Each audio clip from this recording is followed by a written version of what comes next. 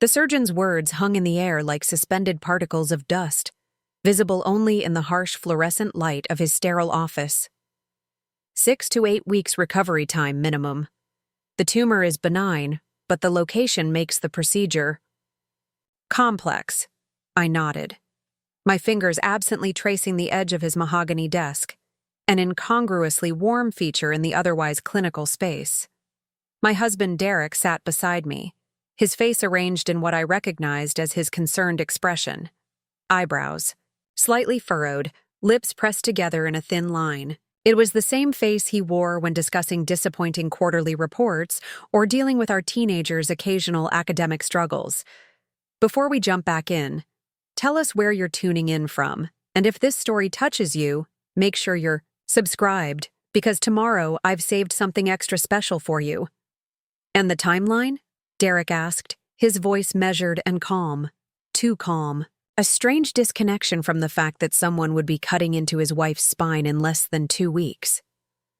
Dr. Matheson shuffled through my medical file, though I suspected he didn't need to. A surgeon of his caliber likely had every detail memorized. We'd like to proceed within 14 days. The sooner we address it, the better the outcome. 2 weeks, I repeated, the reality of it settling into my bones. I turned to Derek. We'll need to cancel Bali. The Bali trip. Our family's long-awaited summer vacation. 3 weeks of tropical luxury that we'd spent 18 months planning. A celebration of our 20th wedding anniversary, our daughter Mia's graduation from high school, and our son Ethan's acceptance to Stanford. A trifecta of family milestones that deserved recognition. Derek's expression shifted slightly. A micro flinch that most wouldn't notice. But after 20 years of marriage, I'd become fluent in his unspoken language. Let's talk about this at home, Rebecca, he said, patting my hand. We don't need to make any decisions right now. But in that moment, watching him glance at his watch, a luxury timepiece I'd gifted him for our 15th anniversary, I knew with bone-deep certainty that he was already calculating alternatives that didn't involve canceling 3 weeks at a 5-star resort on pristine Balinese beaches. Preparing and narrating this story took us a lot of time, so if you are enjoying it, like this video, it means a lot to us. Now back to the story. Dr. Matheson continued detailing the procedure, explaining how they would access the tumor sitting against my T4 vertebra, the recovery protocols, the physical therapy that would follow. I listened with half an ear, my mind already racing ahead, to the conversations that would unfold at home, the disappointment that would cloud our children's faces, the careful calendar calculation of how this medical intrusion would affect our meticulously planned lives. We left the medical complex with a folder full of instructions, prescriptions, and consent forms. Derek drove in silence, one hand on the wheel, the other tapping rhythmically against the leather interior of his Mercedes. A nervous habit he'd developed in recent years, usually when contemplating complex problems. You're quiet, I observed, as we turned onto the tree-lined street of our suburban enclave, a neighborhood of carefully curated upper-middle-class success. 4-bedroom houses with manicured lawns, each virtually indistinguishable from the next, except for subtle variations in paint color and landscaping choices. Just processing, he replied, pulling into our driveway. It's a lot to take in. Inside, our house stood silent. Mia was at her final track practice of the season, and Ethan was likely still at his internship downtown. The emptiness felt ominous somehow, as if the house itself was holding its breath, waiting for the disruption that was about to ripple through our family's carefully ordered existence. Place the medical folder on our kitchen island, a massive slab of imported Italian marble that had been Derek's pride and joy during our renovation 3 years ago. The irony wasn't lost on me. We'd spent more on that single piece of stone than my parents had paid for their first home. We need to talk about Bali, I said, watching Derek as he loosened his tie and poured himself a glass of the expensive scotch he reserved for difficult days. The kids will be disappointed, but they'll understand. Derek took a long sip before answering. I've been thinking about this, Rebecca. The trip is fully paid for. Non-refundable. I blinked, waiting for the rest of his thought, for the logical conclusion that sometimes life throws unexpected curves and money isn't everything. It didn't come. You can't possibly think we should still go, I said finally, when the silence had stretched too long. He set his glass down carefully. Not we. That's not what I'm suggesting. The implication landed like a physical blow. You want to take the vacation without me? Think about it logically, he said, using the same reasonable tone he employed when explaining financial strategies to clients. Mia has worked so hard for 4 years. This is her celebration before college. And Ethan, you know how difficult it was for him to get 3 weeks off from that internship. The timing is critical for his recommendations. I stared at him, this man I'd built a life with. Suddenly a stranger calculating costs and benefits, as if this were a business decision, rather than a matter of family loyalty, of partnership. And you? I asked, my voice barely above a whisper. What's your critical reason for needing to be on a beach 7,000 miles away while I'm recovering from spinal surgery? His expression softened, a practiced shift to the sympathetic husband. Beck, be reasonable. Someone needs to be with the kids. Would you rather they go alone? Before I could formulate a response that didn't involve screaming or throwing something, the front door opened and Mia burst in, her athletic bag slung over one shoulder, her dark ponytail swinging with the energetic bounce of youth. Practice was brutal, she announced, dropping her bag on the floor despite our countless requests to use the mudroom hooks. She looked up, finally registering the tension crackling between us. What's wrong? Did something happen? Derek smiled, his corporate mask sliding smoothly into place. Mom just got back from her doctor's appointment. Why don't you grab a snack and join us in the living room? We'll talk when Ethan gets home. The family meeting that evening was an exercise in controlled manipulation. I watched in mute disbelief as Derek presented the situation to our children as if it were a logical problem with an obvious solution. Mom's surgery is scheduled for June 15th, he explained, his voice calm and authoritative. The recovery will take 6 to 8 weeks, during which time she'll need quiet and rest. So we're canceling Bali? Ethan asked, his lanky frame slouched on our designer sofa, eyes already showing disappointment. At 19, he straddled the line between teenage self-absorption and adult understanding, though the former still dominated more often than not. That's what we need to decide as a family, Derek answered, though his tone suggested the decision was already made. Mia, always more perceptive than her brother, and more direct, looked at me. Mom, what do you want? What did I want? I wanted not to have a tumor pressed against my spine. I wanted not to face a major surgery and weeks of painful recovery. I wanted not to be the reason for my family's disappointment. But mostly, I wanted not to be sitting here, listening to my husband rationalize abandoning me during one of the most vulnerable periods of my life. I think we should reschedule, I said finally. Maybe for Christmas break, when we can all go together. Derek shook his head slightly. The resort is booked solid through February of next year, and the cancellation policy is clear. We'd lose everything we've paid. How much are we talking about? Ethan asked, his economics major showing. Just over 30,000, Derek answered. I saw the calculation happen in real time on my children's faces. The mental equation of $30,000 against their mother's desire not to be left alone. I saw them weighing their dreams of Balinese beaches and Instagram-perfect moments against the abstract concept of my recovery. I saw the moment when comfort and adventure began to outweigh loyalty and sacrifice. Maybe, Mia began hesitantly, maybe Dad's right. If you're just going to be resting anyway, Mom, wouldn't it be better if we weren't all here making noise and disturbing you? The betrayal stung, but I couldn't entirely blame her.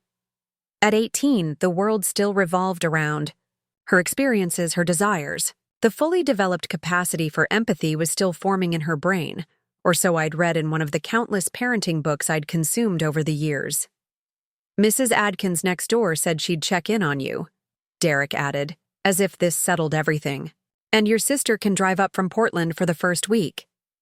My sister Claire, who lived 3 hours away with her own family, her own responsibilities, who had never particularly gotten along with Derek and would be thrilled to learn he was vacationing while I recovered from surgery.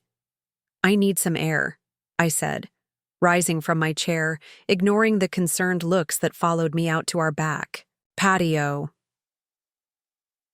The evening air was warm with early summer promise, scented with the roses I'd meticulously tended for years.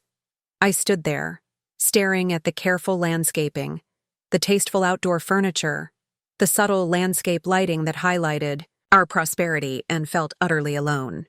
How had we reached this point?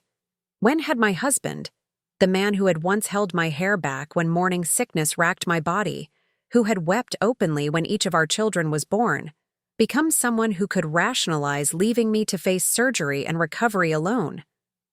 When had our children, whom I'd raised with such emphasis on empathy and family unity, become so easily swayed by the promise of luxury and adventure?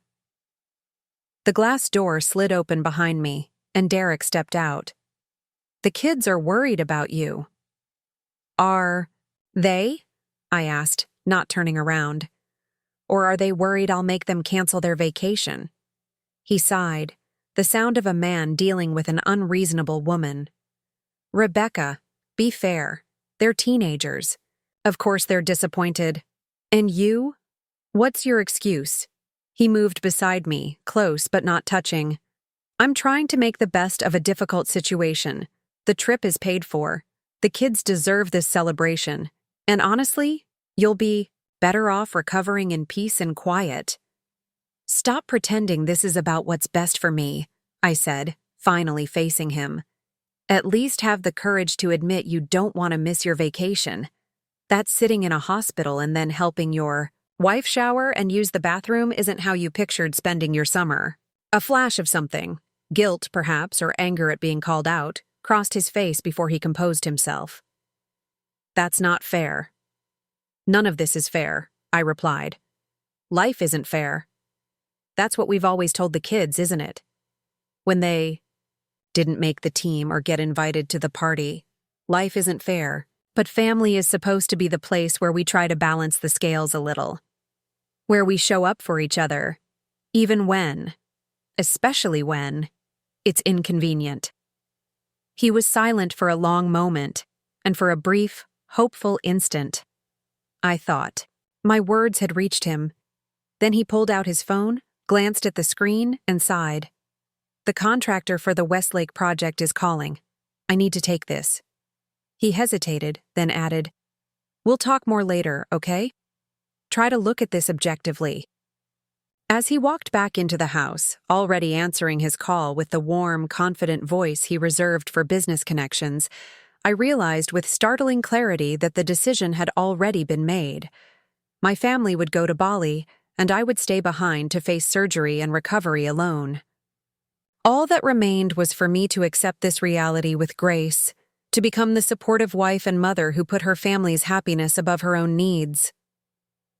The role I had played for 20 years, the days that followed confirmed my suspicion. Derek moved forward with the vacation plans as if my surgery were merely an unfortunate scheduling conflict, like a business trip that couldn't be rearranged.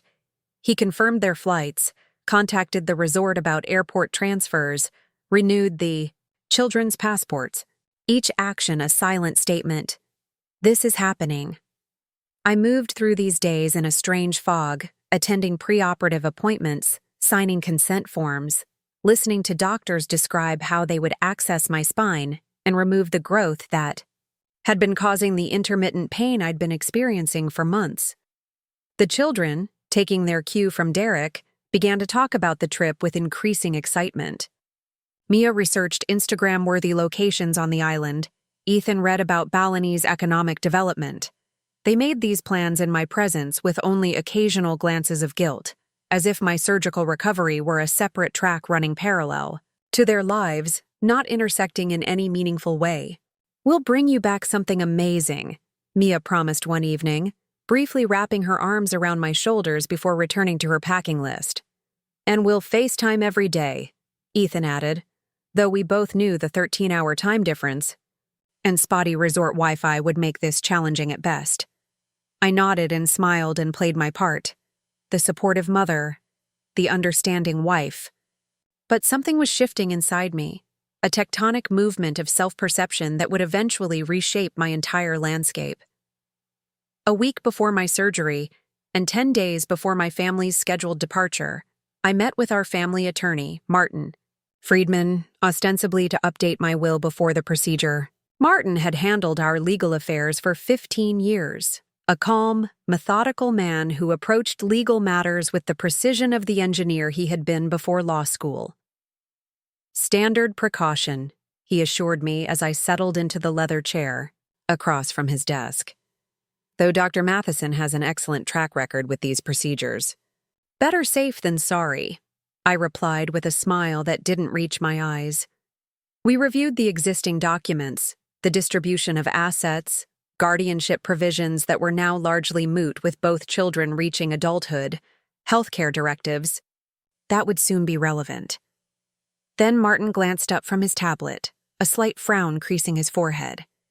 "And the life insurance policies? Still the standard distribution, primary to Derek, secondary to the children equally?" I paused, thinking about the substantial policies Derek and I had taken out years ago. Mine worth $2 million, his slightly more at $2.5 million, befitting his higher income as a financial advisor while I worked part-time as a museum curator. "Actually," I said slowly, the idea crystallizing as I spoke, "I'd like to make some changes there." Martin raised an eyebrow but remained professionally neutral. "Of course. What changes did you have in mind?" For the first time in weeks, I felt something like clarity. "I'd like to designate new beneficiaries." As I outlined my wishes, Martin took careful notes, his expression revealing nothing. When I finished, he looked up. "You're certain about this? It's unusual." "I'm certain," I replied, a steel in my voice that surprised even me. "I'll need to prepare the documents, and you should know." He hesitated, then continued with practiced neutrality. "Derek will be notified of this change eventually, as your spouse, unless you've chosen to specifically exclude that notification." "I understand. But it won't be immediate?" "No. The notification process typically happens during annual policy reviews, unless he specifically inquires before then." I nodded, a plan forming in my mind. "That's fine. By then, it won't matter." Martin studied me for a moment, perhaps wondering about the subtle transformation he was witnessing. I had always been the accommodating one in our meetings, deferring to Derek's financial expertise, nodding along with his estate planning strategies. This decisive woman making significant financial changes independently was new. "The documents. We'll be ready for your signature tomorrow," he said finally. "I'll have my assistant contact you to arrange a time." As I left his office and walked to my car, I felt strangely liberated. For years, I had been the family caretaker, the emotional support system, the one who smoothed rough edges and maintained harmony. I had sublimated my needs and desires to ensure everyone else's comfort and happiness. And now, facing one of the most frightening experiences of my life, my family had revealed the true nature of our relationship. I was important, yes, but not important enough to disrupt their plans. My need for support and care was secondary to their desire for enjoyment and experience. Well, if family obligations were now measured on a scale of convenience and personal benefit, perhaps it was time I reconsidered my own obligations as well. The next day, I returned to Martin's office and signed the documents that removed Derek as the primary beneficiary of my life insurance policy. In his place, I designated a series of beneficiaries that would have shocked my husband had he known, people and organizations that represented the woman I had been before I subsumed my identity into the role of wife and mother, the values and passions I had gradually set aside in service to family harmony. As I placed the pen down after the final signature, Martin gave me a thoughtful look. "Rebecca, forgive me for overstepping, but is everything all right at home?" I considered the question, the gentle concern behind it. Martin had known us for years, had watched our family grow and evolve. He had also, I realized, watched me gradually fade into the background of Derek's confident narrative. "Everything is exactly as it has been for years," I replied. "I'm just finally seeing it clearly." 3 days later, I was admitted to the hospital for surgery. Derek took the day off work to drive me there, sitting beside me as the admissions nurse reviewed my information and prepared my wristband. He held my hand and kissed my forehead as the orderlies came to wheel me to pre-op. "Everything's going to be fine," he assured me, his confidence never wavering. "I've arranged for Mrs. Adkins to check in daily, and Claire will be arriving tomorrow to stay for a few days. The freezer is stocked with meals. You won't have to worry about a thing. Except being alone. Except facing the fear and pain without my partner. Except watching my family's vacation photos appear on social media, while I struggled with basic tasks like standing up or sitting down. The kids wanted to be here," he continued, misreading my silence. "But Mia has her final exams, and Ethan couldn't get away from the internship." I nodded, accepting this explanation as I had accepted so many others over the years. "It's fine. Give them my love." The last thing I remember before the anesthesia took hold was Derek's face, a picture of appropriate concern, his hand holding mine until the drugs began to pull me under. As consciousness slipped away, I wondered if he was already mentally in Bali, already feeling the warm tropical breeze and tasting the expensive cocktails that would punctuate his child-free evenings at the resort. I wondered if, for even a moment, he had considered canceling the trip. I wondered if, when he told this story later, he would position himself as the supportive husband who had been there for his wife's surgery, who had made all the necessary arrangements for her care, who had only left when he was certain she was stable and comfortable. I wondered if he had any idea how completely our marriage had already changed, like a building that appears solid, but has been structurally compromised by an invisible earthquake, waiting for the slightest tremor to bring it crashing down. As darkness claimed me, one final thought floated through my mind. When that collapse came, I would no longer be standing inside. Waking from anesthesia is like struggling to the surface of a tar pit, a viscous, disorienting journey through layers of consciousness. Sounds reach you first. The steady beep of monitors, the squeak of nurses' shoes on linoleum, the distant murmur of conversations outside your perception. Then sensations, the rough hospital sheets, the pinch of the IV in your arm, the peculiar, detached awareness of your body as something separate from yourself. I opened my eyes to a dimly lit recovery room, the curtains drawn against the afternoon sun. For a moment, the fog of anesthesia shrouded my memories, granting a brief reprieve from reality. Then it all came flooding back. The diagnosis, the surgery, my family's imminent departure for Bali. "You're awake." Claire's voice, soft with concern, came from beside me. My sister leaned forward in the uncomfortable visitor's chair, her familiar face lined with worry. "How do you feel?" A ridiculous question under the circumstances, but one demanded by social convention. I attempted to take inventory of my body.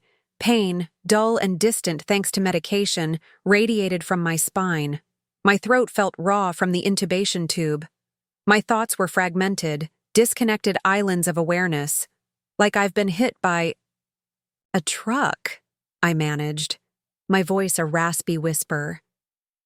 Claire reached for the plastic cup on the bedside table, guiding the straw to my lips. The lukewarm water was the most delicious thing I'd ever tasted. "The doctor said everything went well," she informed, me setting the cup down. "They got the entire tumor, no complications."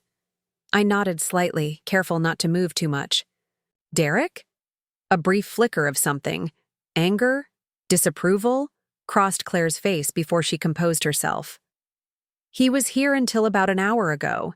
Had to go home to finish some work and check on the kids. And pack, I thought, but didn't say. Their flight was in 3 days. He said he'll be back this evening, Claire added, not quite meeting my eyes. My sister had never been a good liar. I closed my eyes, not wanting her to see the hurt that I knew was visible there. Of course, Derek wouldn't be back tonight. He had too much to do before the trip, arranging for our mail to be held, setting the house alarm, making sure Mia had enough sunscreen and Ethan had his motion sickness medication for the boat excursions. They'd planned. It's okay, I said finally. I'm mostly going to sleep anyway. Claire's hand found mine, her fingers cool against my skin. You don't have to pretend with me, Beck. This whole thing, it's not right. I opened my eyes to see tears gathering in hers. Claire, my fierce protector since childhood, always ready to fight my battles. It is what it is. It's bullshit is what it is, she said, her voice low but intense. I can't believe they're still going. I can't believe you're letting them. The drugs made it difficult to maintain the walls I'd carefully constructed around my emotions. What choice do I have? Force them to stay? Make them resent me? They should stay because they want to, Claire insisted, because they care more about you than some beach vacation. The simple truth of her statement pierced through the pharmaceutical haze. They should stay because they want to. Because I would matter more than Balinese beaches and luxury resorts. Because 20 years of marriage and motherhood should count for something when measured against 3 weeks of tropical indulgence. But they didn't, and it didn't. And here we were.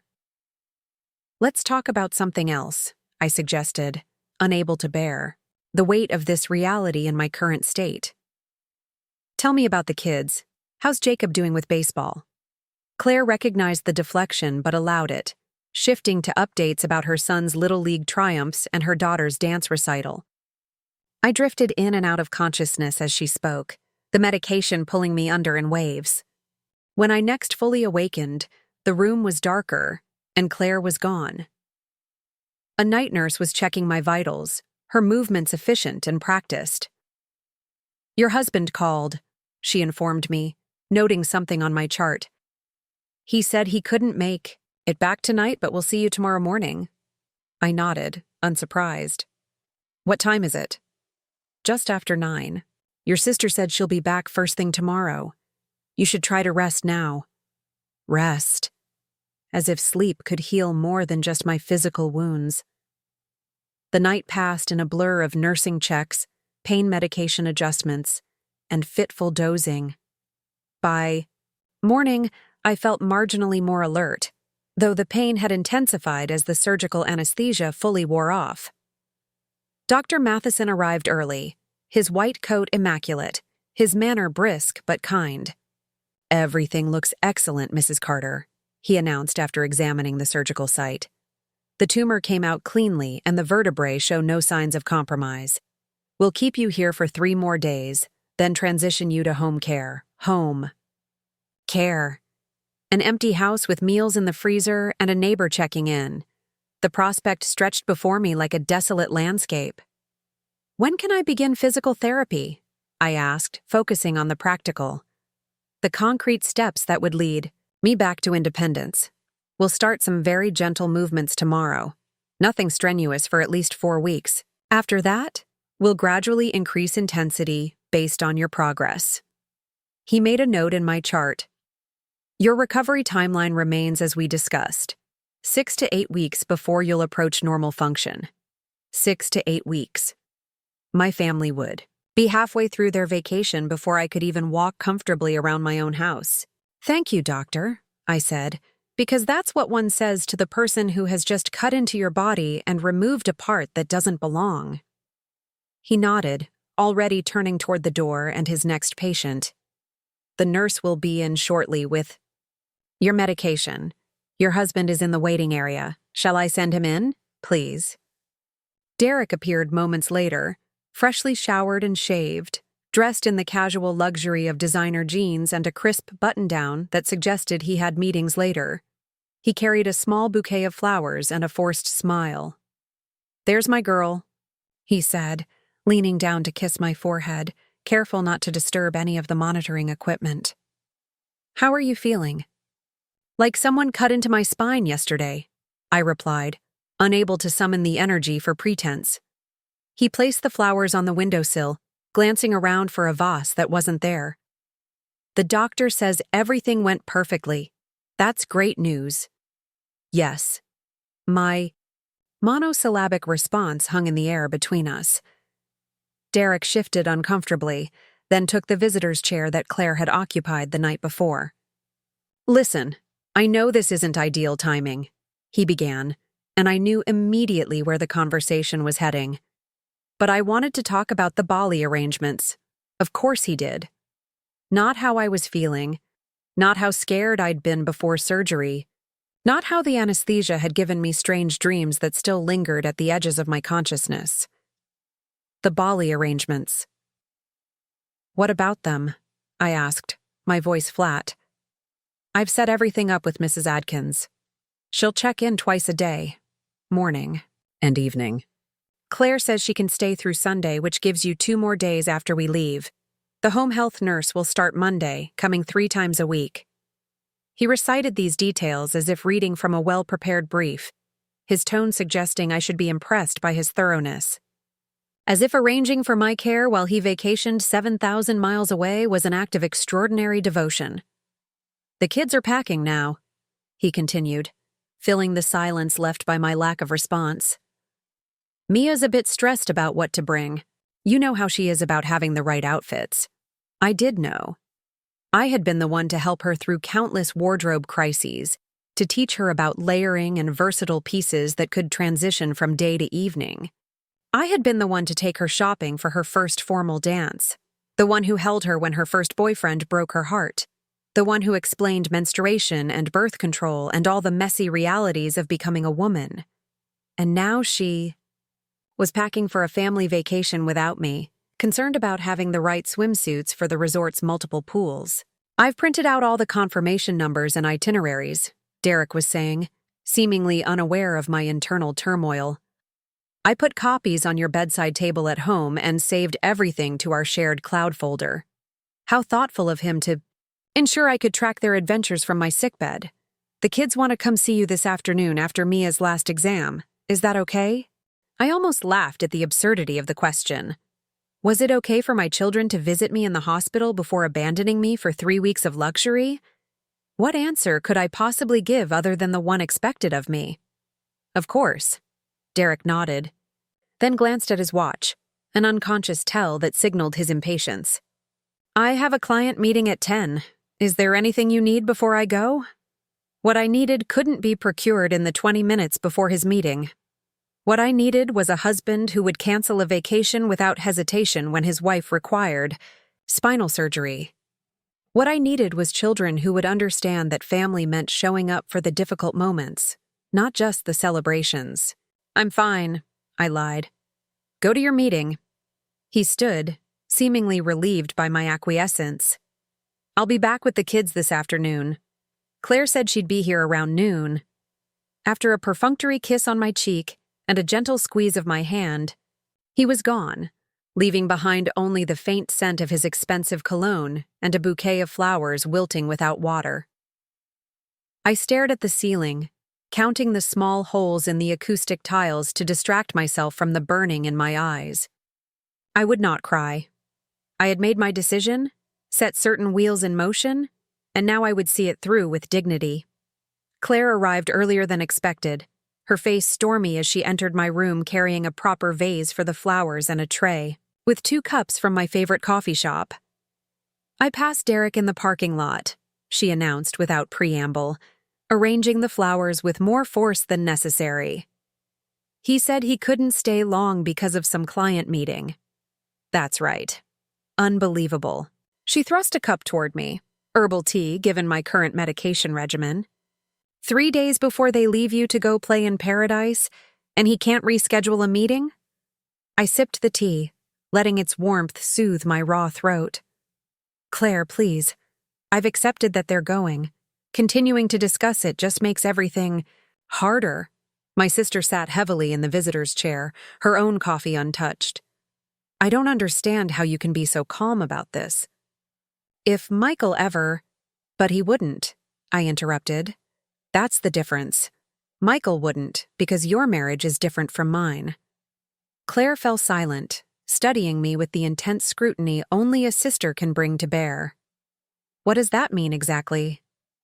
I considered how to explain the slow, almost imperceptible shift in my marriage over 2 decades, how the initial partnership of equals had gradually transformed into something else, how Derek's rising career in financial management had coincided with my step back to raise our children, how my part-time work at the museum, though intellectually fulfilling, had come to be seen as a hobby rather than a career in our household narrative.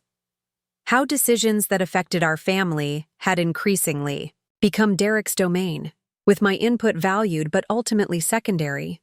"It means I've been playing a role for a very long time," I said finally.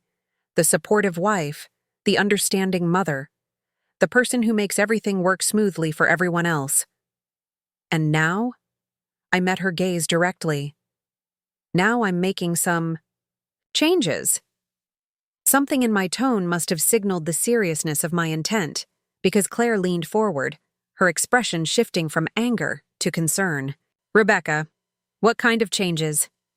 Before I could answer, my phone chimed with a text message. Claire handed it to me, and I saw Martin Friedman's name on the screen. "Documents filed as requested. Effective immediately. Call if you need anything. Else." A small smile formed on my lips as I set the phone aside. The life insurance beneficiary changes were official. Step 1 complete. "Rebecca," Claire prompted. "Nothing dramatic," I assured her, the lie coming easily. "Just some perspective shifts, some boundary adjustments." She didn't look convinced, but a nurse entered then to check my vitals and administer the next round of pain medication, temporarily halting our conversation. By the time the nurse left, I had formulated a safer topic of discussion. "Tell me more about Jacob's baseball team. You said they made the regional finals?" Claire allowed the deflection, though her eyes suggested she hadn't forgotten the interrupted conversation. As she launched into stories of Little League politics and team dynamics, I felt the pain medication beginning to take effect, softening the edges of both my physical and emotional discomfort. The afternoon brought Mia and Ethan, both clearly uncomfortable in the hospital setting. They perched on the edges of available seating, their eyes darting around the room, focusing on everything but the surgical dressing visible at the neckline of my hospital gown. "How was your exam?" I asked, Mia trying to bridge the awkward silence. She brightened, always ready to discuss her academic achievements. "I think I aced it. Mr. Brennan practically said the essay question would be about symbolism in Gatsby, so I was super prepared." "That's great, honey." "And I finished packing," she added, then immediately looked guilty, as if remembering she shouldn't be excited about the trip in front of me. "Dad helped me with the converter plugs for all our electronics."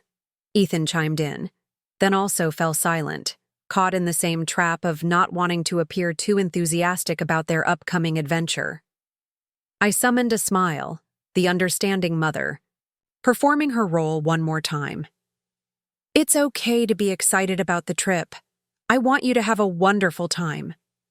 Relief washed over their faces, absolution granted for their abandonment. They launched into details about their planned excursions, snorkeling, trips, temple visits, cooking classes with local chefs. Their enthusiasm should have wounded me further, but the medication created a protective bubble around my emotions, allowing me to nod and smile appropriately. "We'll send pictures every day," Mia promised, the same assurance she'd given earlier. "And bring you back all kinds of cool stuff," Ethan added. "Material compensation for their absence during my greatest time of need. How fitting." Derek arrived as they were describing their planned visit to a monkey sanctuary, his entrance silencing their animated chatter. "How's the patient?" he asked with forced cheerfulness. I'm managing, I replied.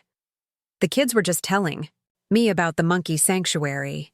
He nodded, setting his briefcase down. It's supposed to be incredible. National Geographic did a feature on it last year. The conversation continued in this vein, surface-level discussions of vacation plans interspersed, with awkward inquiries about my recovery schedule. No one mentioned the elephant in the room, that they were collectively choosing luxury over loyalty, pleasure over presence. After about an hour, a nurse came to administer another dose of medication, providing a convenient excuse for their departure.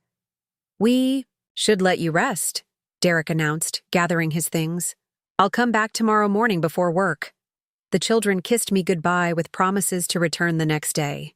As they filed out, I noticed how they seemed to straighten once beyond the doorway, the burden of guilt momentarily lifted from their shoulders. Claire, who had tactfully absented herself during their visit, returned after they left. One look at my face told her everything she needed to know. Awkward, she guessed. Excruciating, I confirmed. They're so excited about this trip, Claire. They can barely contain it even sitting next to my hospital bed. She took my hand, her fingers warm and solid. You don't have to pretend it's okay. But I do, I whispered, the medication lowering my defenses. Because the alternative is making them stay and having them resent me for it. Having them look at each other across the dining table, silently calculating the cost of the canceled trip, the lost experiences, all sacrificed for my needs. That's not how family is supposed to work. No, I agreed. It's not. We sat in silence, for a while the weight of unspoken truths hanging between us.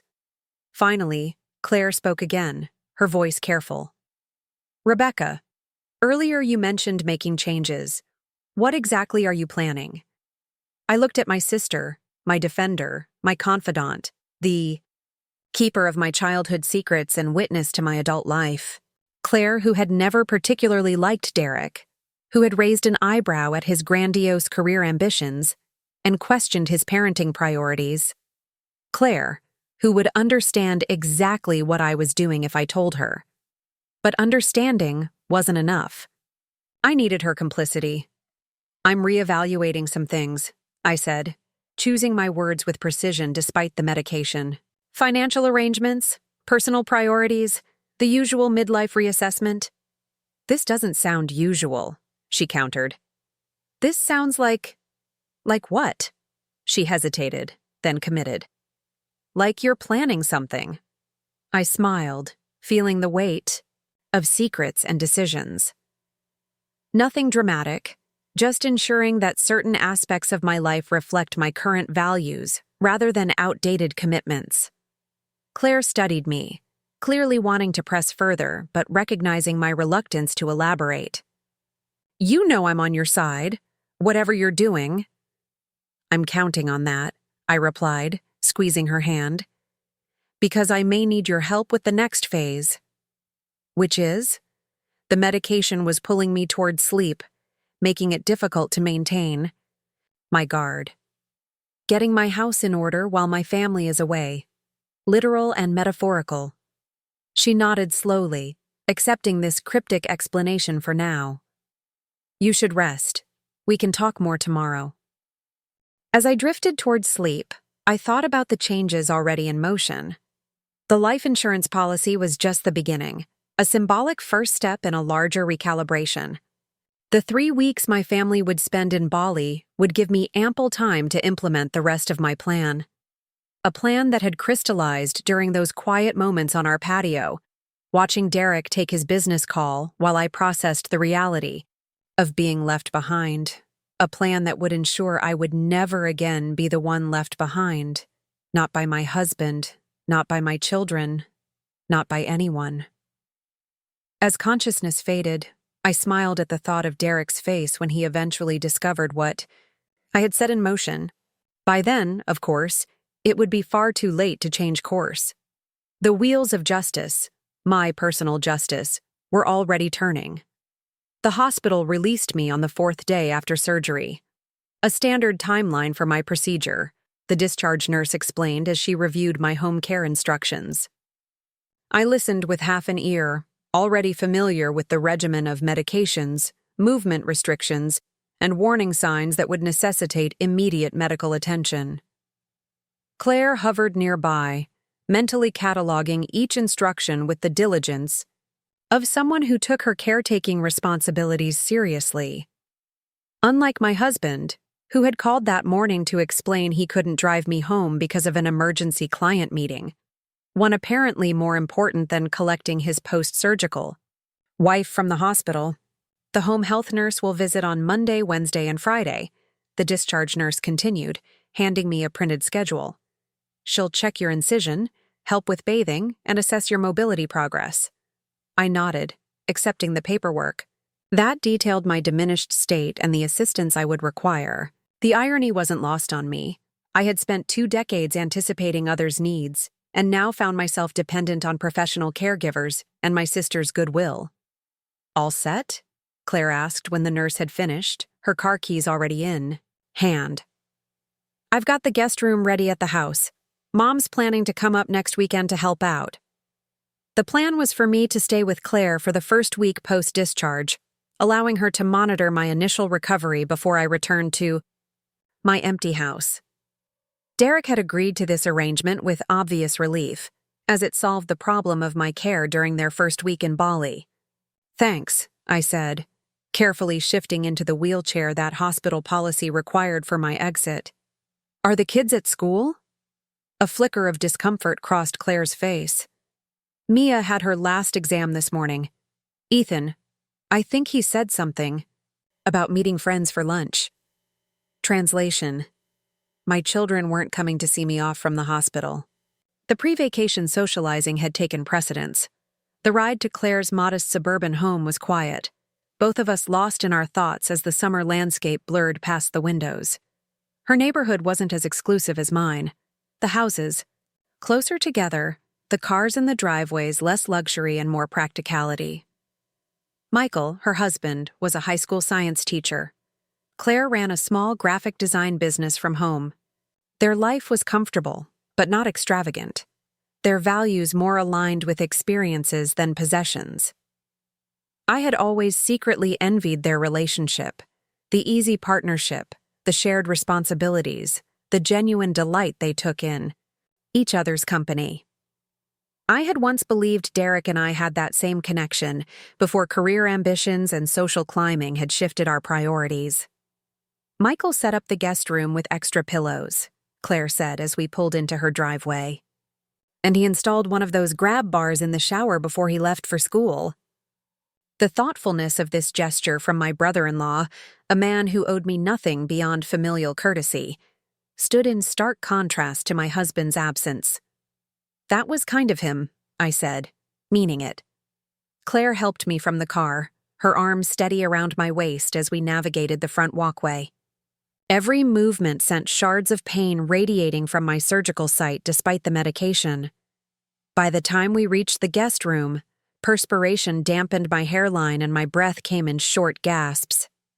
You should rest, Claire insisted, helping me onto the carefully prepared bed. I'll bring your medication in a bit. Left alone, I stared at the unfamiliar ceiling, cataloging the various discomforts of my body. The surgical pain was expected, almost welcome in its legitimacy. More disturbing was the hollow ache in my chest that had nothing to do with physical trauma and everything to do with abandonment. My phone chimed on the nightstand where Claire had placed it. A text from Derek. Everything okay? Made it to Claire's? Such concern, such attentiveness. Delivered through the safe distance of technology rather than in person. I didn't reply. Let him wonder. Let him experience a fraction of the uncertainty I felt. Another chime, this one from Mia. Hi, Mom. Hope you're feeling okay. I'm all packed. Dad got me that sun hat we saw at Nordstrom. My daughter, whose excitement about Bali apparently outweighed any concern about her mother's welfare. I couldn't entirely blame her. At 18, her world still revolved primarily around herself. But Derek had encouraged this self-absorption, positioning the vacation as the priority. I set the phone aside without responding to either message. Small rebellions, but satisfying nonetheless. Claire brought my medication and a light lunch, sitting with me while I picked at a sandwich I didn't want. She filled the silence with casual conversation about her children's summer activities, careful to avoid the subject of my family's imminent departure. After lunch, exhaustion claimed me, pulling me into the first truly restful sleep I'd had since the surgery. When I awoke, the room was bathed in the golden light of late afternoon, and someone was knocking softly on the bedroom door. "Mom?" Ethan's voice. "Can I come in?" I pushed myself into a sitting position, wincing at the movement. "Of course." My son entered, looking uncharacteristically hesitant. At 19, Ethan had inherited his father's height and build, though his features were softer, more reminiscent of my side of the family. He stood awkwardly at the foot of the bed, a small wrapped package in his hands. "I wanted to give you this before we leave," he said, offering the package. "It's not much, just something to keep you company." I accepted the gift, careful not to move too quickly. Inside the wrapping paper was a wireless speaker, sleek and obviously expensive. "It's got really good sound quality," Ethan explained, his words coming faster now. "I set up a playlist for you. Music you like, audiobooks, some of those meditation. Things you're always talking about. It's all linked to your Spotify account." The thoughtfulness of the gift caught me off guard. It was the first indication that anyone in my immediate family had given real consideration to how I might spend the long, solitary days of my recovery. "Thank you," I said, meaning it. "This is perfect." Ethan shifted his weight, clearly uncomfortable with the emotion hanging in the air. "I know this sucks, Mom. The timing and everything." An understatement of epic proportions, but I appreciated the acknowledgement. "It does," I agreed. "But life doesn't always follow our preferred schedule." He nodded, seeming relieved by my measured response. "Dad's pretty stressed about leaving you. He's been making all these arrangements, calling people, setting up schedules." I bit back the observation that canceling the trip would have been simpler than creating elaborate care plans. "I'm sure he has." "And Mia?" Ethan hesitated. "She feels really guilty. She cried about it last night. Not guilty enough to suggest postponing the vacation, apparently. But again, I kept this thought to myself. These were my children, after all, following the example set by their father. The primary responsibility lay with Derek, not with them. "There's no need for guilt," I said, the understanding mother to the end. "I want you all to enjoy yourselves. I'll be fine with Claire. And then at home with the nurses." Ethan visibly relaxed, absolution granted. "I'll check in every day, promise." Another promise that would likely fade once the attractions of Bali competed for his attention. But I smiled and nodded. "I'd like that." He glanced at his watch. Graduation gift from Derek. Almost as expensive as my anniversary jewelry. "I have to get back. Last-minute packing stuff. Mia wants to come see you tomorrow before we leave. Is that okay?" "Of course." After an awkward half-hug that carefully avoided my surgical site, Ethan left, his duty discharge visit complete. I sat holding the speaker, turning it over in my hands, surprised by the complexity of emotions it evoked. The gift itself was thoughtful, practical, evidence that my son had considered my needs. Yet it was also a tacit acknowledgement that I would be spending weeks alone, my family's absence filled with recorded voices and music rather than their actual presence. Claire found me still contemplating the speaker an hour later when she brought my evening medication. "Nice gift," she observed, nodding toward the device. From Ethan, a parting offering. She raised an eyebrow at my tone but didn't comment further. "Derek called, said he'd come by tomorrow morning to see you before work." I couldn't help the bitter laugh that escaped me. How generous of him to pencil me in. Claire sat on the edge of the bed, her expression concerned. Rebecca, I'm worried about you, not just physically, emotionally. This situation, it's not right, and I hate seeing you pretend it is. I'm not pretending, I said, meeting her gaze directly. Not anymore. What does that mean? I considered how much to reveal. Claire was my ally, but she was also a mother herself, with her own strong sense of family obligation. Would she understand my evolving plan? The quiet, methodical restructuring of my life that would unfold while my family sunbathed in Bali? It means I'm done playing the role of the perfect wife and mother who sacrifices everything for her family's happiness. I said carefully. It means that while they're gone, I'll be making some changes. Claire studied. Me, her head tilted slightly. What kind of changes? Personal? Financial? Structural? I gestured vaguely, encompassing my life in its entirety. 20 years is a long time to sublimate your own needs and desires, Claire. A long time to convince yourself that self-sacrifice is the same as love. She nodded slowly. You've given a lot to that family. I have. But now I'm taking something back. Your independence? My self-respect, I corrected. And yes, my independence. Among other things. Claire seemed about to press for details when her phone chimed with a text. She glanced at the screen, then back at me. Michael's picking up pizza for dinner. You feeling up to joining us at the table, or should I bring a tray in here? The subject shift was deliberate, I knew, giving me space rather than pushing for information I wasn't ready to share. This consideration, so contrary to Derek's usual bulldozing of conversational boundaries, reminded me again of the stark differences between our marriages. I'll try the table, I decided, ready for a change of scenery despite the discomfort of moving. If I get too tired, I can come back to bed. That evening was a study in contrasts. The warmth of Claire's kitchen versus the emotional chill of my own home. The easy banter between Michael and their children versus the careful politics of conversations with Derek and ours. The genuine concern for my comfort versus the performative gestures my family had offered before rushing back to their vacation preparations. I went to bed that night with a clearer sense of purpose than I'd had in years. The 3 weeks my family would spend in Bali would be more than just recovery time for me. They would be a metamorphosis. When Derek, Mia, and Ethan returned from their tropical paradise, they would find a very different Rebecca waiting for them.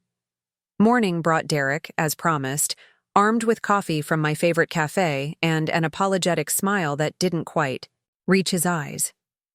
He found me in Claire's kitchen, propped carefully in a chair with extra cushions, attempting to eat the toast and eggs Michael had prepared before leaving for summer school. You look better, Derek observed, setting the coffee beside me. How's the pain? Manageable, I replied, which was only a partial lie.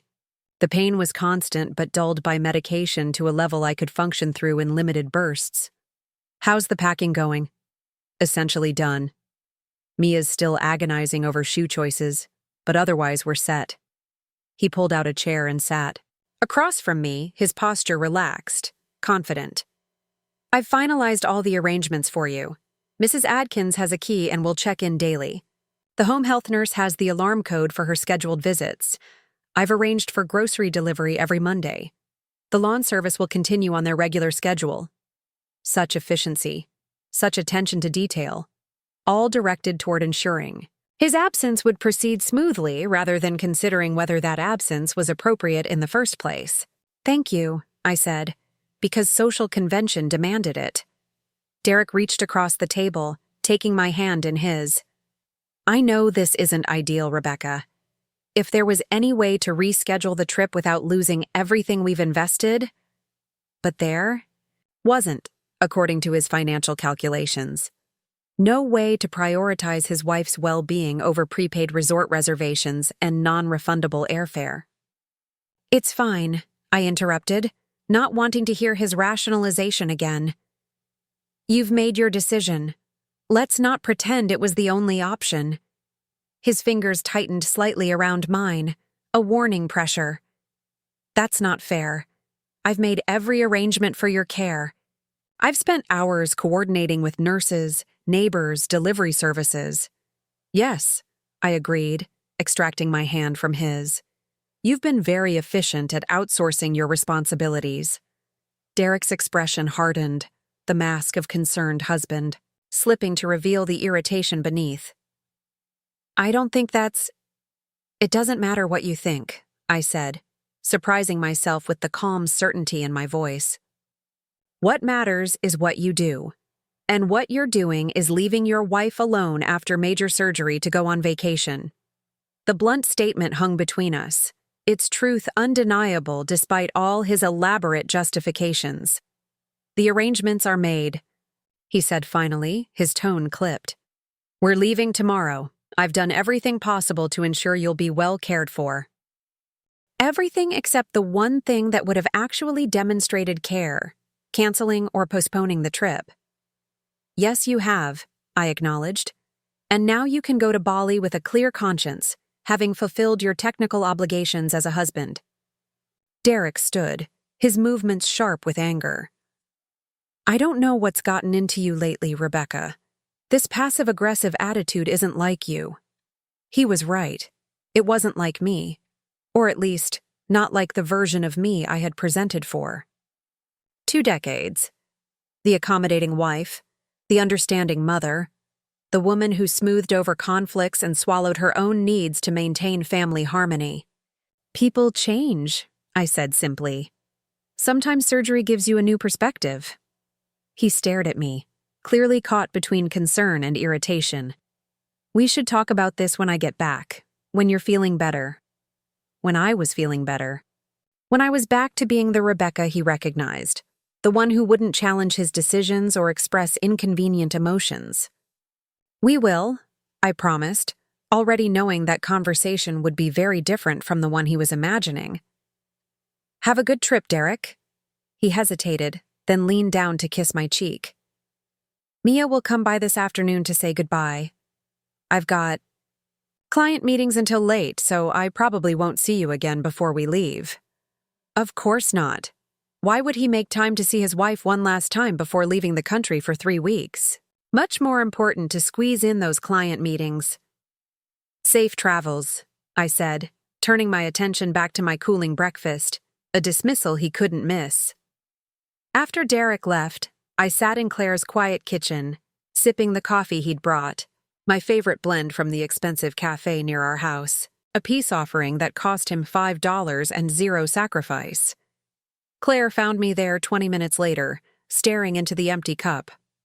"That went well," she observed dryly, having clearly overheard at least part of our conversation from the adjacent room, as well as could be expected.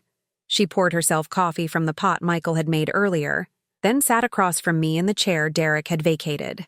"You know, when Michael told his family we were postponing our anniversary trip to Hawaii because of Jacob's appendicitis, his mother said it showed what kind of man he was." "A good one," I supplied. "No, a grown-up."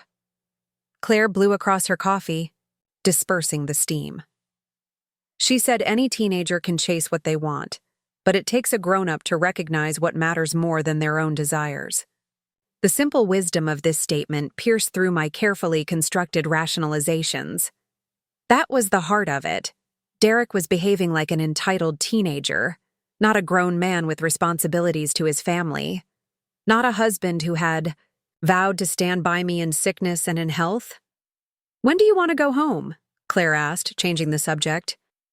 "After I get back from dropping the kids at school, we could pick up some things from your house. Set it up for your return whenever you're ready." I considered this. The original plan had been for me to stay with Claire until Sunday, then return to my own house when the home health nurse began her scheduled visits on Monday. But my evolving plan required access to certain documents and accounts that would be easier to manage from my home.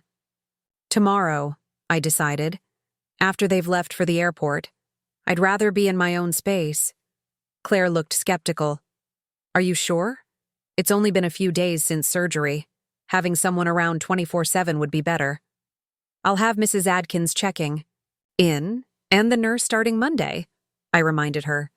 And honestly, Claire, I need some solitude right now, some space to process everything. She studied me, clearly weighing her concern for my physical well-being against her respect for my emotional needs. I'll stay with you tomorrow night at least. Make sure you're settled in, non-negotiable. I nodded, accepting this compromise. Fine, but just tomorrow night. With that decided, Claire helped me back to the guest room for my morning medication and a rest before Mia's anticipated visit. As I settled against the pillows, I mentally reviewed the steps of my plan, the documents I would need, the accounts I would access, the calls I would make. 3 weeks was ample time to dismantle and rebuild the financial and legal structures of my life. 3 weeks during which Derek, secure in his belief that I was safely managed through his elaborate care arrangements, would have no idea what was transpiring in his absence. Mia arrived shortly after lunch, breathless and beautiful in her summer dress, her dark hair swept into an artful ponytail that had clearly taken considerable effort. At 18, she stood on the cusp of womanhood, her features a perfect blend of Derek's strong bone structure and my softer lines. "Mom!"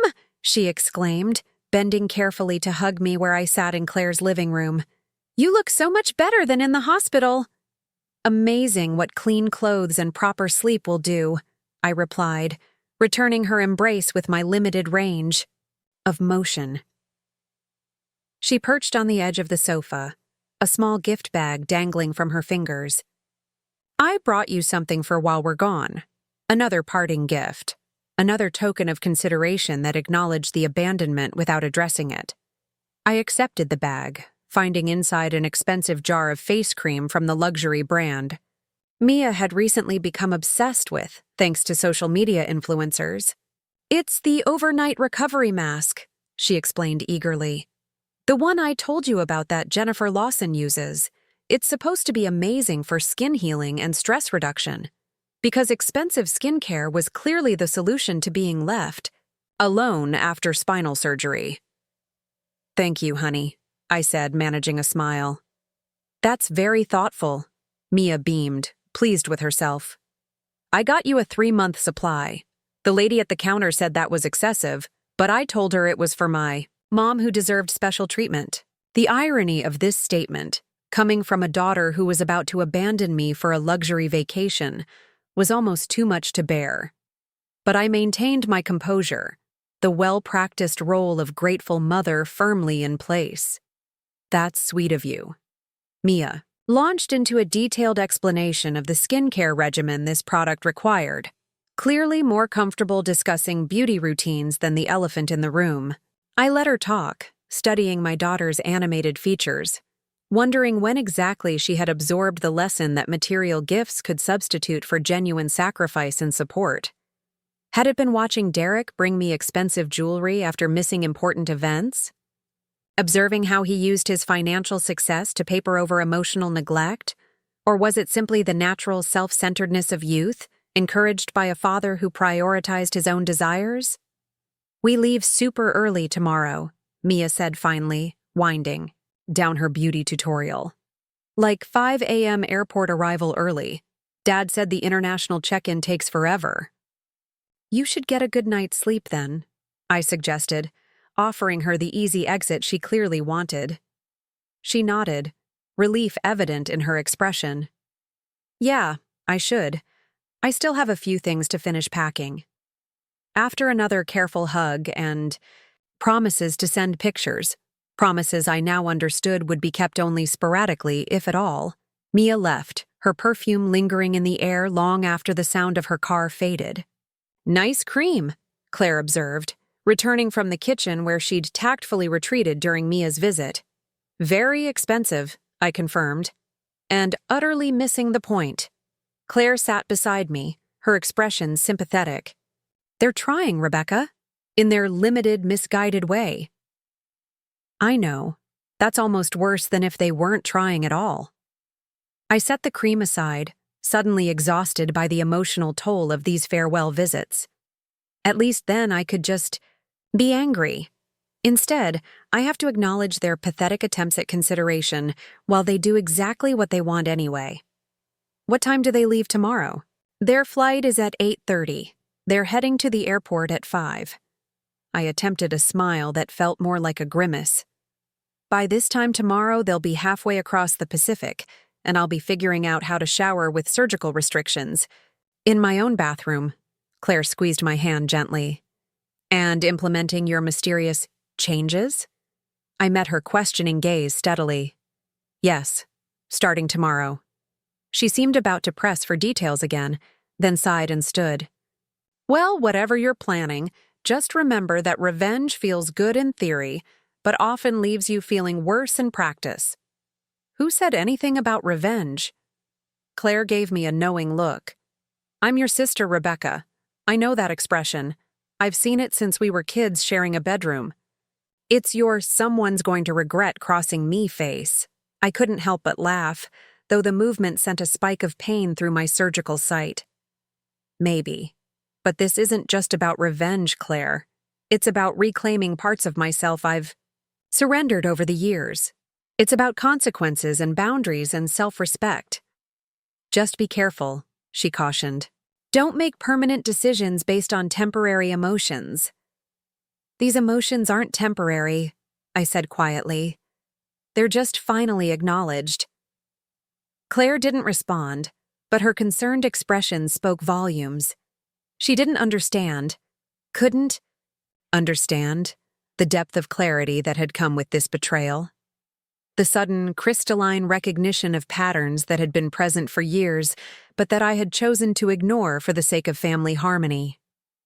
That night, I lay awake in Claire's guest room, mentally rehearsing the steps I would take once I returned home. The accounts I would access, the calls I would make, the arrangements that would be finalized while my family snorkeled and sunbathed, and posted happy vacation photos on social media. By morning, they would be gone, and my metamorphosis could begin in earnest. The butterfly emerging from the chrysalis of a 20-year marriage that had gradually suffocated my independence, my identity, and my self-worth. When Derek, Mia, and Ethan returned from Bali, bronzed, and refreshed from their family vacation, they would find more than a recovered patient waiting for them. They would find a woman they barely recognized, one who had finally, irrevocably, prioritized herself. My house felt different when Claire helped me through the front door the next morning. Emptier, certainly, the subtle absence of my family's energy creating negative space where their presence should have been. But there was something else too, a strange liminality, as if the structure itself recognized that a transformation was about to occur within its walls. I've turned on the air conditioning and opened some windows to air the place out, Claire said, guiding me carefully toward the living room sofa. Do you want to rest here first, or would you prefer to go straight to your bedroom? I surveyed the immaculate space, evidence of the cleaning service Derek had arranged before their departure. Everything was perfect, orderly, just as I'd always maintained it. The decorative pillows arranged at precise angles on the sofa, the art book stacked neatly on the coffee table, the fresh flowers in the crystal vase, another of Derek's parting gestures of consideration. Here is fine for now, I decided, lowering myself carefully onto the sofa. Even with Claire's assistance, the movement sent pulses of pain radiating from my surgical site. I need to get my bearings. Claire arranged pillows behind me, her movements efficient but gentle. I brought groceries, stocked the fridge with easy meals and snacks. Michael's coming over later to set up a mini fridge in your bedroom so you won't have to navigate the stairs as often. You've thought of everything, I observed, touched by the genuine care underlying these arrangements, so different from Derek's performative gestures. That's what family does, she replied, the subtle emphasis not lost on me. While Claire unpacked my hospital bag and organized my medications in the kitchen, I sat absorbing the strange sensation of being in my own home without my family. Their absence was palpable. Mia's perfume lingering in the air, one of Ethan's textbooks abandoned on the side table, Derek's reading glasses on the mantel. But there was also a curious freedom in this solitude. For the first time in decades, I occupied this space without the constant awareness of others' needs and preferences shaping my movements. I could exist here solely as myself, not as wife or mother or household manager. My phone chimed with a text message. Derek, arrived at the airport, all checked in, will call tonight from LAX during our layover. No inquiry about how I was doing or whether I'd made it home safely, simply an update on their progress. I didn't respond. Claire returned, with my pain medication and a glass of water. Everything okay? They're at the airport, I said, setting the phone aside. She nodded, watching me closely. How does it feel? Knowing they're really going? Like both a betrayal and an opportunity, I answered honestly. Claire settled into the armchair across from me, her expression thoughtful. What happens now, Rebecca? With your mysterious plan? I considered how much to reveal. Despite my sister's obvious concern, I sensed she wouldn't try to dissuade me if she understood the full scope of what I intended. Claire had always recognized the inequalities in my marriage more clearly than I had allowed myself to. First, I need access to my office, I said, gesturing toward the small room off the living room that served as my workspace. There are documents I need to review. Now? You've barely made it through the front door. Shouldn't you rest first? I've been resting for days. The edge in my voice surprised both of us. Every minute they get farther away, Claire. Every minute brings them closer to Bali while I sit here in pain because they chose a luxury vacation over supporting their wife and mother through a health crisis. So no, I don't want to rest. I want to start reclaiming what I've surrendered over 20 years of marriage. Claire studied me for a long moment, then nodded once. Okay, let's get you to your office. With her help, I made the short but painful journey to my home office. A modest space compared to Derek's imposing study upstairs, but mine nonetheless. Here, I managed the household accounts, did my part-time museum work, and maintained the family calendar that orchestrated our collective lives. I settled into my ergonomic chair, adjusting carefully to find a position that minimized the surgical pain. There's a key in the right desk drawer, I instructed Claire, for the filing cabinet. She found it and unlocked the cabinet as directed. Which files do you need? The blue folder labeled Personal Documents and the red one marked Investment Records, I said, and my laptop from the drawer. Claire arranged these items on my desk, then stepped back, clearly curious but restraining herself from prying. Do you want me to leave you alone for this? I considered the offer. Part of me wanted privacy for what I was about to undertake, but another part recognized the practical reality that I might need assistance given my limited mobility. Stay, I decided, but understand that what I'm doing, it's not something I want to discuss in detail just yet.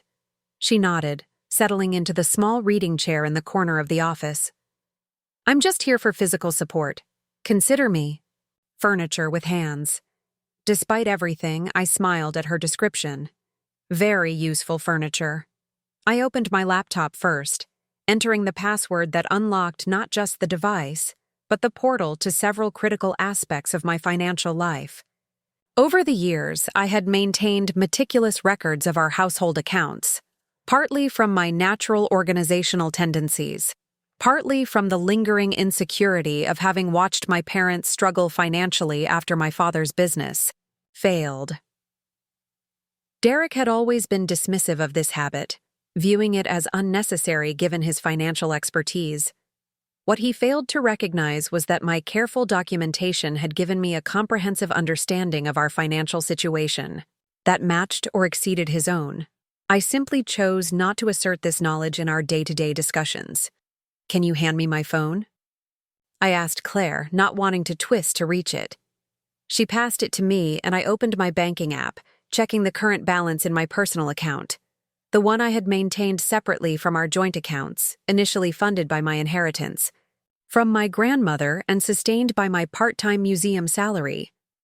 Derek had always treated this account as my mad money, a quaint allowance for a housewife's indulgences rather than a deliberate financial independence strategy. This misperception had worked to my advantage, allowing me to quietly accumulate a more substantial reserve than he realized. The balance confirmed what I already knew. I had enough to proceed with the next phase of my plan without immediate financial concerns. Not enough for long-term security, but sufficient for the transitional period ahead. Next, I opened the blue folder, reviewing the official documents of my life: birth certificate, social security card, passport, graduate, school diplomas, the paperwork from my recent life insurance beneficiary changes. I pulled this last item out, studying the official confirmation that I had removed Derek as primary beneficiary and replaced him with a trust I had established years ago without his knowledge, a trust benefiting several arts education initiatives I'd been involved with through the museum, as well as a scholarship fund for young women pursuing degrees in art history. Claire watched me silently, her eyes widening slightly at the life insurance document, but, true to her word, she offered no comment. I moved to the red folder next, containing records of investments made in my name over the years. While Derek managed the bulk of our portfolio, I had gradually, quietly built my own modest investment strategy, focusing on companies and funds aligned with my values rather than solely on maximum return.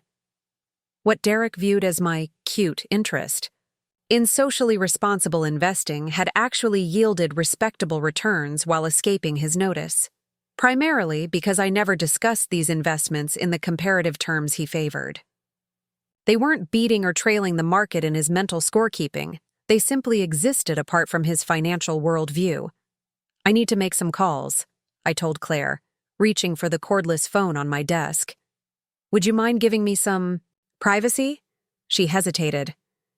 Are you sure you'll be okay physically? I'm sitting comfortably. I have everything I need within reach. I'll call if I need help. With clear reluctance, Claire stood. I'll be in the kitchen unpacking groceries. Call. If you need anything, even just a glass of water. Once alone, I took a deep breath and dialed the first number on my list. Erica Winters, the attorney I had consulted discreetly 3 months earlier when the first symptoms of my spinal tumor had appeared, and I'd begun contemplating the fragility of life and relationships. Rebecca, Erica answered, her brisk professional tone immediately shifting to concern. I heard about your surgery. How are you recovering? As well as can be expected, I replied. But I'm ready to move forward with what we discussed. A brief pause. Your family has left for their trip? This morning. And you're certain about this timing? I thought about Derek and the children, probably boarding their first flight at this very moment, their thoughts already on Balinese beaches rather than the woman they'd left behind. I'm certain, I confirmed. 3 weeks gives us plenty of time to execute the plan while they're unreachable except for occasional calls. Very well. Her tone shifted to efficient professionalism. I've prepared the documents as we discussed. I can bring them to your home tomorrow for review and signatures. In the meantime, I'll initiate the account transfers we outlined. Perfect. Tomorrow morning would be ideal. My sister is staying with me tonight, but she'll be leaving by 9:10 o'clock then, and Rebecca... She paused. Are you absolutely sure about this approach? Once these wheels are in motion, there's no easy way to reverse course. I've had months to consider this, Erica, I reminded her, and recent events have only confirmed that I'm making the right decision. After ending the call with Erica, I made several other calls to my bank, requesting certain changes to my account access protocols, to my financial advisor, not Derek's colleague, but a woman I'd found independently, to the museum director about adjusting my return-to-work timeline. Each call represented another strand in the web of independence I was carefully constructing. By the time Claire returned with tea and a gentle reminder about my medication schedule, I had set in motion the preliminary elements of a plan that would fundamentally restructure my financial and legal relationship with Derek. "Productive calls?" she asked, setting the tea beside me. "Very." She studied my expression, clearly noting the subtle shift in my demeanor, the quiet confidence that had replaced the hurt confusion of recent days. "Rebecca," she said carefully, "I'm not asking what you're doing, but I need to know if you're okay, if this is coming from a healthy place or from pain and anger." I considered her question seriously, understanding the concern behind it. "It's coming from clarity, Claire. Pain and anger may have been the catalyst, but what I'm doing now, it's about finally seeing my marriage clearly and making choices based on that reality, rather than the fiction I've maintained for years." "Thigh." "Fiction being?" "That Derek and I are equal partners. That my contributions to our family are valued as highly as his. That 20 years of supporting his career, raising his children, managing his household would count for something when measured against a luxury vacation." Claire nodded slowly. "And the reality?" "The reality is that when push came to shove, they all chose Bali over being with me through a health crisis. They chose their pleasure over my well-being, and that choice revealed the truth of how they value me." "The kids were following Derek's lead," Claire pointed out. "They're young, still figuring out priorities." "I know. I don't blame them the same way I blame him. But they're old enough to have recognized what was right, especially Ethan." I sipped the tea she'd brought, appreciating its soothing warmth. "And they're old enough to live with the consequences of their choice."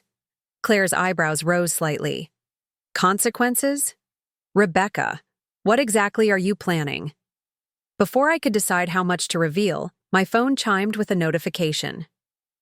An email from the airline, the automated alert that Derek had set up so I could track their journey. Flight DL479 to Los Angeles, departed on schedule.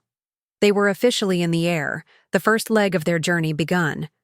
I imagined them settling into their first-class seats, Derek's insistence always, accepting their pre-flight beverages, perhaps already discussing the adventures that awaited them in Bali. "They're gone," I said, showing Claire the notification. She squeezed my hand gently. "And you're here, recovering from spinal surgery alone." "Not alone," I corrected. "You're here. Michael's coming later. Mrs. Adkins will check in daily. The nurse starts Monday." "You know what I mean?" I did. Despite the network of support Derek had arranged, the fundamental betrayal remained. The people who should have been my primary support system had chosen a vacation instead. "Help me back to the sofa," I requested, suddenly tired from the morning's activities and the emotional weight of knowing my family was truly gone. "I think I need to rest before Michael arrives." Claire assisted me carefully back to the living room, adjusting pillows to support my surgical site and covering me with the soft throw from the back of the sofa. "I'll be in the kitchen if you need anything," she said, setting my phone and AI. "Glass of water within easy reach. Try to sleep if you can." I closed my eyes, not expecting actual sleep given the thoughts racing through my mind. But the medication, combined with the emotional and physical exertion of the morning, pulled me under surprisingly quickly. I dreamed of Bali, not as it actually was, since I'd never been there, but as I imagined it from the travel brochures and websites I'd studied during the planning process. In my dream, I walked along pristine beaches, my spine strong and straight, while my family searched for me in the distance, calling my name with increasing desperation.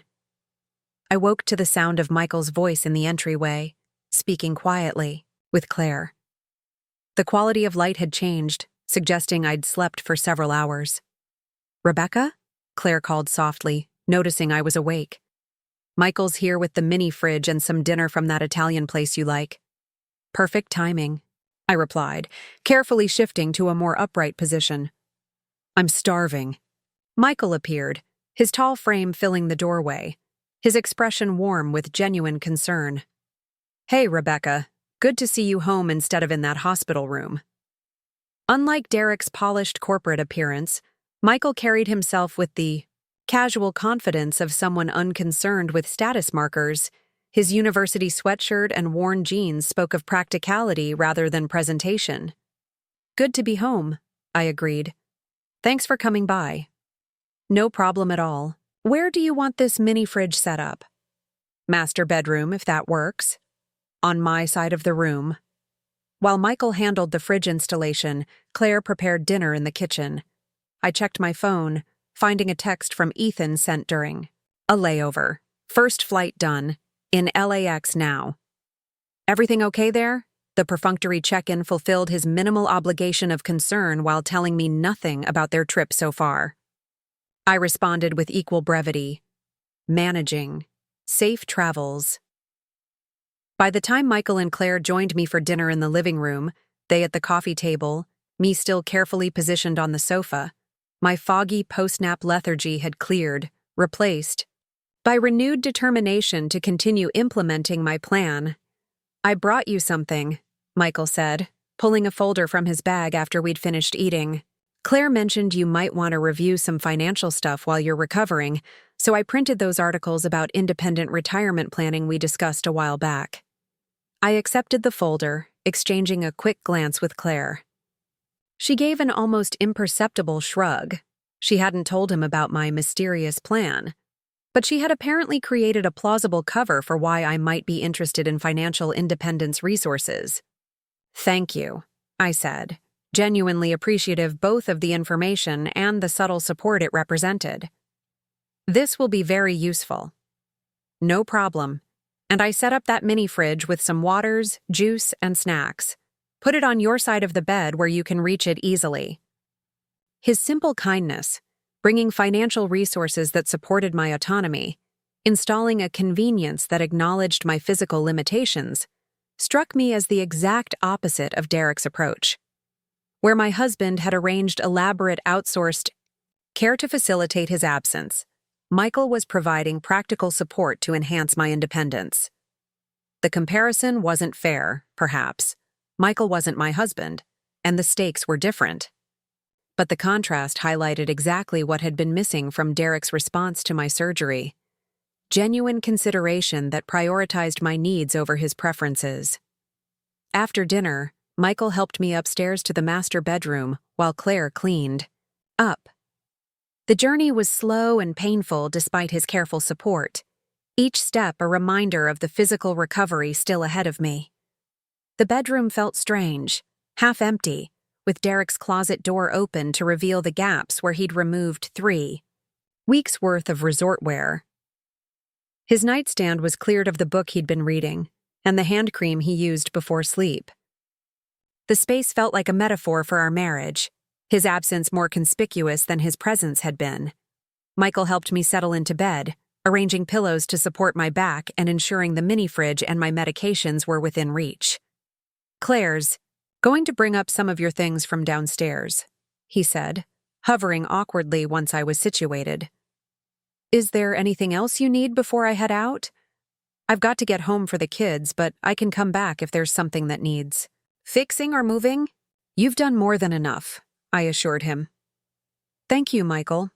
Not just for the practical help, but for understanding." He nodded, his expression suggesting he comprehended more than had been explicitly stated. "Family shows up, Rebecca. That's just how it works."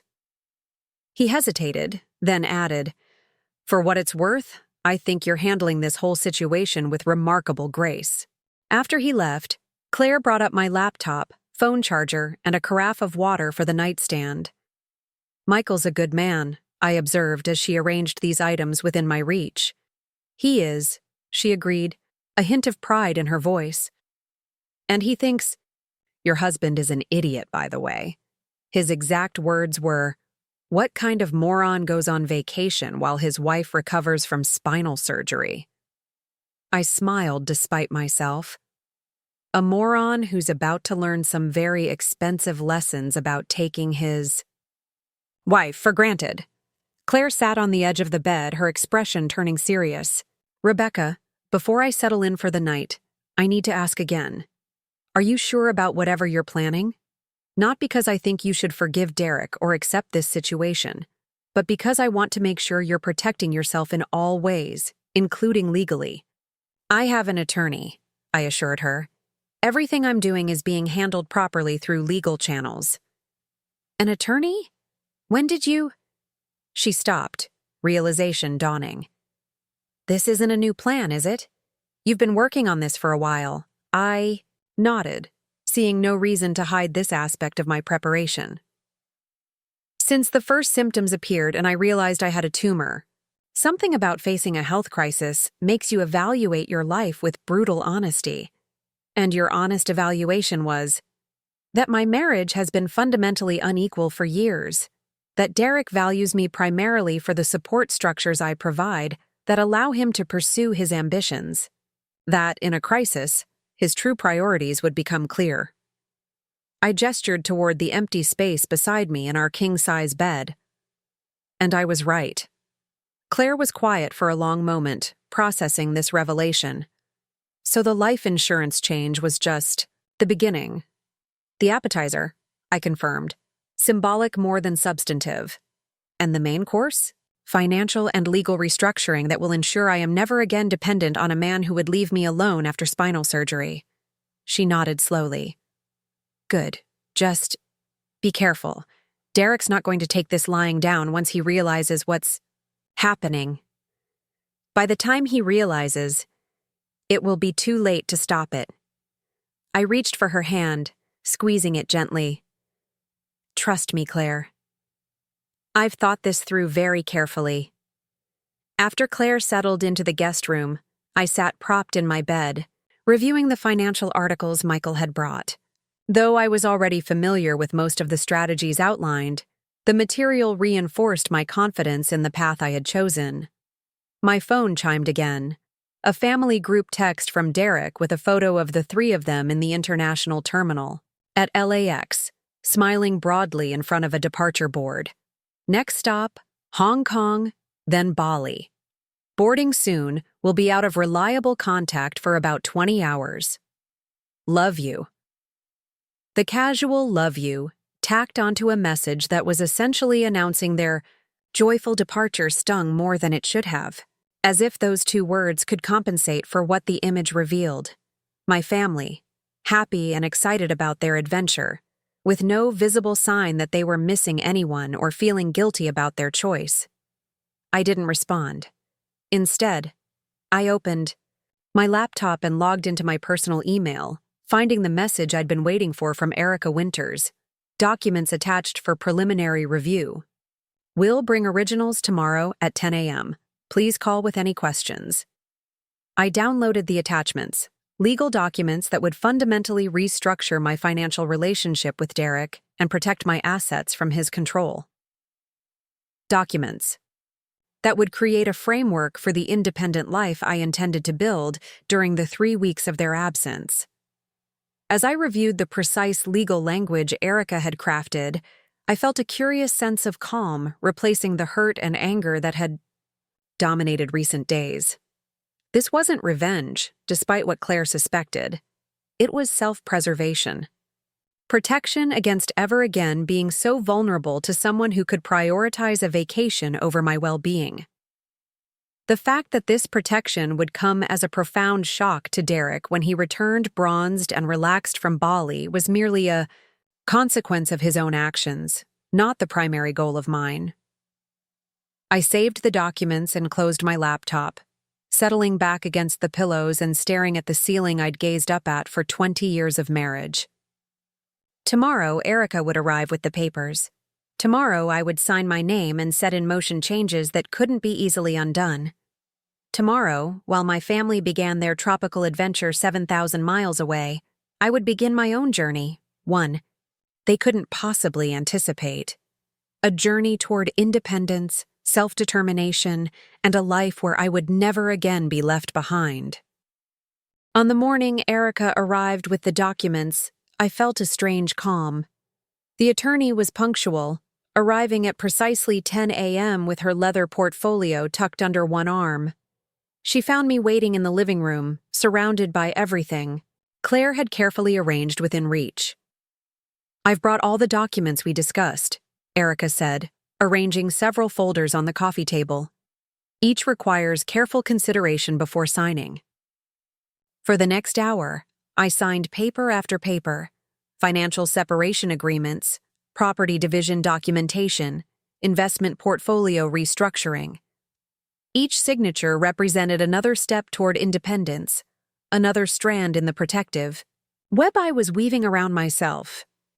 "This approach gives you flexibility," Erica explained as I signed a form removing Derek's access to my personal accounts. "You're creating independence without immediately pursuing divorce, although these documents establish groundwork if that becomes necessary." By noon, my signature, Rebecca Adeline Carter, had appeared on dozens of pages, each instance a declaration of self-preservation. Erica gathered the signed documents, promising to file them immediately with the appropriate institutions. "Rebecca," she said before leaving, her professional demeanor softening, "what your husband did, choosing a vacation over supporting you through surgery, ranks among the most callous behaviors I've encountered in 23 years of family law. You're not overreacting. You're protecting yourself."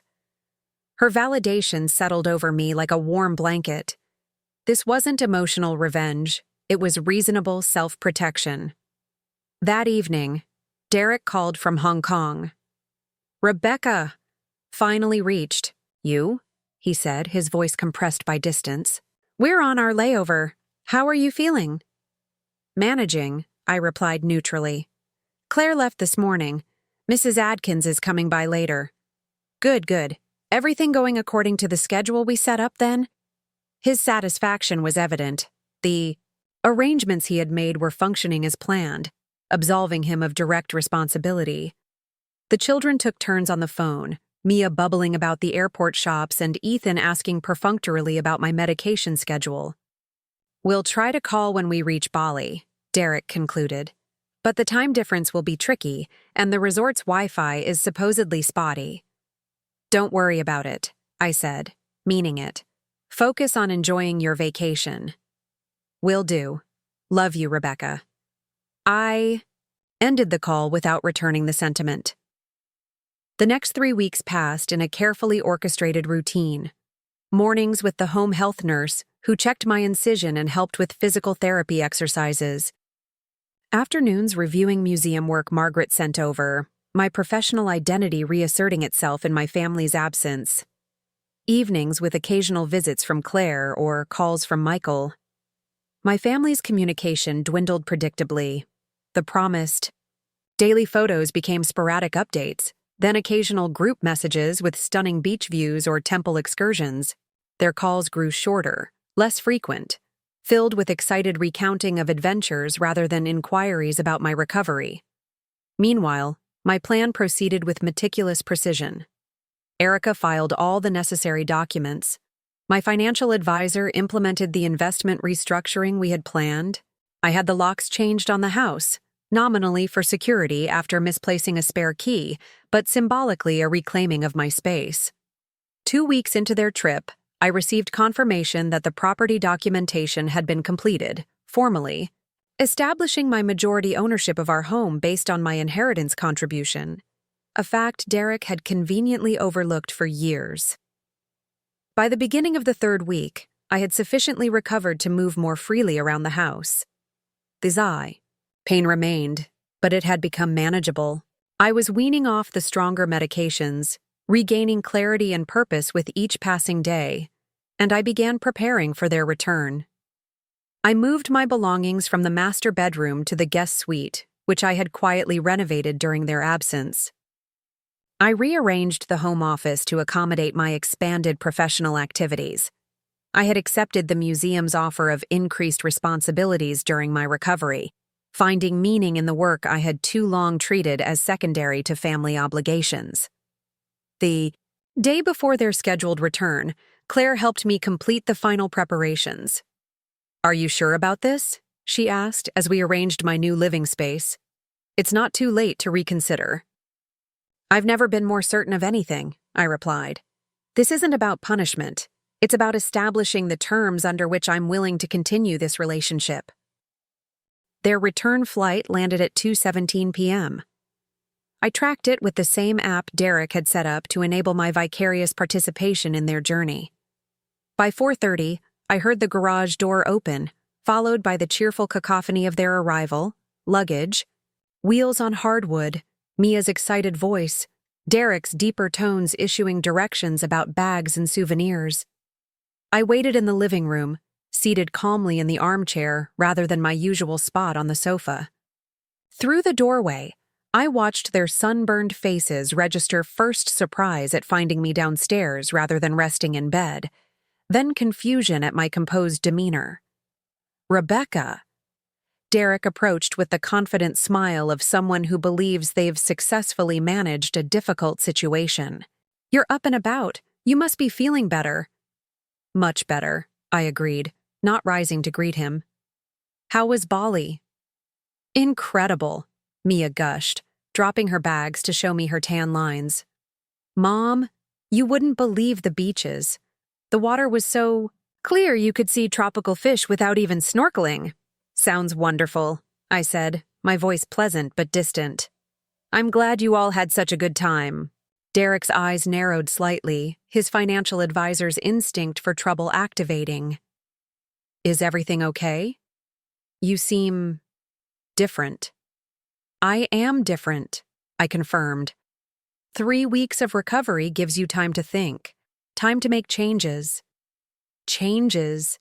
His gaze darted around the room, noticing the subtle rearrangements, the absence of certain personal items. What kind of changes? I smiled, not the accommodating smile of the wife I had been, but the self-possessed smile of the woman I had become. Why don't you all get settled in first? I suggested. Unpack, shower, rest a bit. Then we can sit down together, and I'll explain exactly how things are going to be different now. Their confused faces told me everything I needed to know. They had left behind a predictable, accommodating wife and mother. They had returned to find a woman they didn't recognize, one who had reclaimed her independence, her financial autonomy, and her self-respect, one who would never again be left behind. Up next, you've got 2 more standout stories right on your screen. If this one hit the mark, you won't want to pass these up. Just click and check them out. And don't forget to like, subscribe, and turn on the notification bell so you don't miss any upload from us.